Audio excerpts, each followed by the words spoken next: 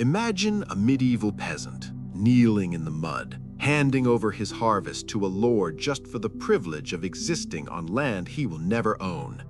Tragic, right? Well, do not laugh too hard, because that peasant is you.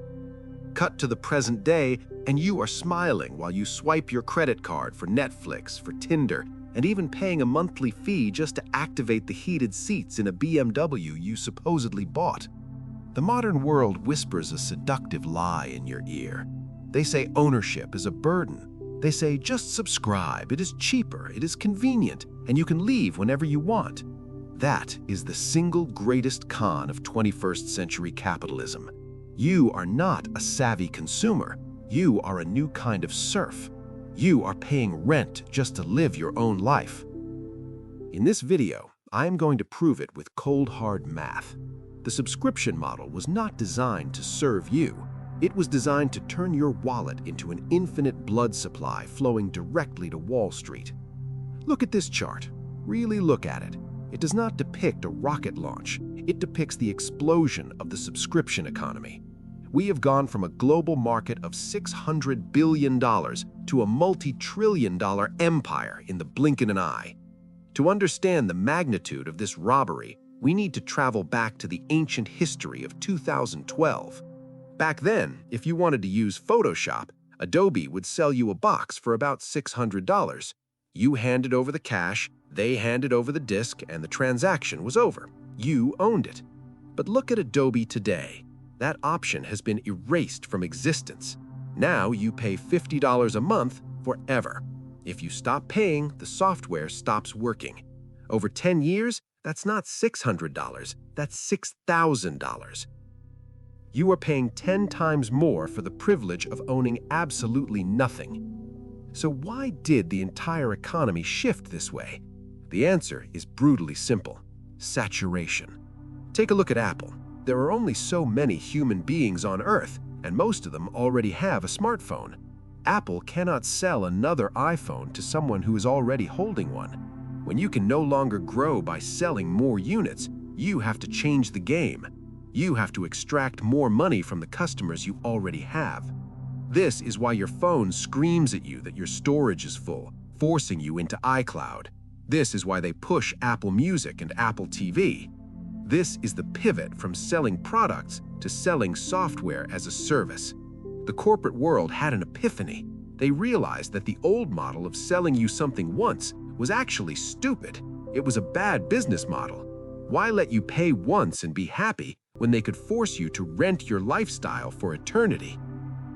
They realized that a one-time sale is a failure, but a lifetime subscription is a license to print money. So how does this trap actually work? Think of the old economy like buying a massive steak dinner. You pay, you eat until you are full, the chef gets paid, and the transaction is closed.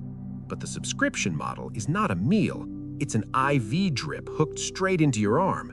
Except instead of pumping life-saving fluids in, it's slowly draining your blood out. Every 30 days, click, another $9.99 leaves your account. It's such a small amount that you don't even feel the needle prick. It doesn't hurt like dropping $1,000 all at once. But that's the point. You're bleeding out slowly, drop by drop, until you are financially anemic. This system is engineered using a concept called the pain of paying. If a company asks you for $120 upfront for a year of service, your brain lights up with warning signals. That is expensive. That is a week of groceries. But if they break it down to $10 a month, your brain relaxes. It feels like pocket change. It feels harmless. Even though the math is identical, the psychological friction disappears. They are hacking your perception of value to make you thank them while they pick your pocket. And then we have the breakage model. This is the industry secret they do not talk about in the commercials.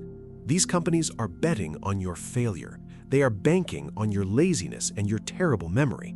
They know you will sign up for the free trial and forget to cancel. They know you have subscriptions running right now that you have not touched in 6 months. Look at Planet Fitness. They have millions of members, and most of them never set foot in the gym. In fact, if everyone who paid actually showed up, Their business model would collapse instantly because the buildings would physically explode. They do not get rich by providing a service. They get rich by taxing your neglect. You are literally paying a monthly fine for being a procrastinator. But who is actually pulling the strings here? It's not the software engineers trying to make your life easier. The real villains are sitting in high-rise offices on Wall Street and in private equity firms. They have rigged the game using a concept known as valuation multiples. Here's how the math of greed works. If a company makes $1 million by selling products one time, investors give it a low value because they do not know if those customers will ever come back. It's risky, it's unpredictable. But if that same company generates $1 million in annual recurring revenue, or ARR, the market loses its mind. They will value that company 10 times higher. Suddenly, a boring business becomes a unicorn.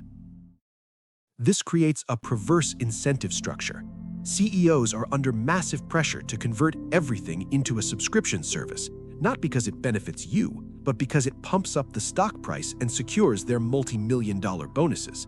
That is the only reason BMW thought it was a good idea to charge you $18 a month for heated seats that were already physically built into the car. That is why HP treats you like a criminal if you do not pay your ink tax, disabling the printer you legally bought. They're not selling you a service, they are farming you for predictable revenue to please their shareholders. And the plot twist is getting darker. This infection is spreading from software to hardware. They call it the Internet of Things, but it's really the Internet of Traps. We are entering an era where you pay thousands of dollars for a smart fridge, a thermostat, or even a tractor, but you never actually own it. You just own the plastic shell. The corporation retains ownership of the brain, the software that makes it run. This gives them a kill switch. If you stop paying the subscription, or if you try to repair it yourself, they can lock you out of your own property. Your $2,000 appliance becomes a useless brick until you pay the ransom. This is not just about money anymore, it's about control. Let us take a break from the emotions and look at the cold, hard math of your servitude. We're going to calculate the lifetime cost of not owning anything. Take Spotify, for example. You pay $15 a month for a family plan. It feels negligible, but if you pay that for 40 years of your adult life, that's $7,200. And at the end of that 40-year tunnel, you own exactly 0 songs. In the old days, you paid $10 for a CD, and it was yours until the plastic disintegrated. You could sell it, trade it, or listen to it without an internet connection. Now, you're paying the price of a used car just to rent access to music that can be taken away from you at any moment. But if you think losing your music collection is bad, wait until you hear about the ultimate trap: housing. We are witnessing the rise of the build-to-rent model.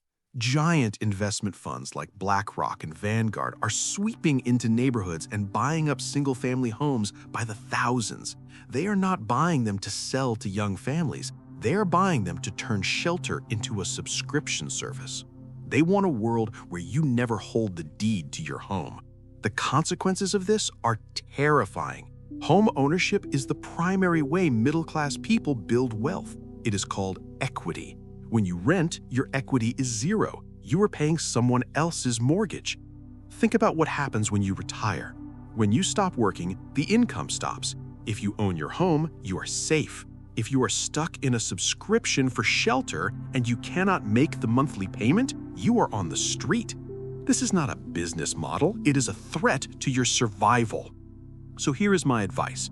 Perform a ruthless audit of your life tonight. Cancel every subscription that is not keeping you alive. Prioritize the buy it for life philosophy. Buy physical tools, buy durable goods, and use open source software. Stop feeding the beast that wants to eat your future. You have almost certainly heard the infamous prediction from the World Economic Forum. They looked into the crystal ball and told us you will own nothing and you will be happy. It sounds nice, doesn't it? A utopian dream where you are burdened by nothing. But after seeing the charts and understanding the predatory math behind the scenes, I need to correct that slogan for you. You will own nothing and you will be miserable. There is a fundamental truth that these corporate overlords want you to forget. True freedom is inextricably linked to private property. Ownership is the only shield you have against chaos. When you own your home, your car, and your data, you have a fortress. But when you trade that ownership for the cheap convenience of a monthly fee, you are tearing down your own walls. You are voluntarily signing a contract that makes you a perpetual guest in your own existence. You're handing the power of self-determination over to a risk management algorithm in a server room somewhere in Silicon Valley. You are no longer a citizen, you are a variable in a spreadsheet.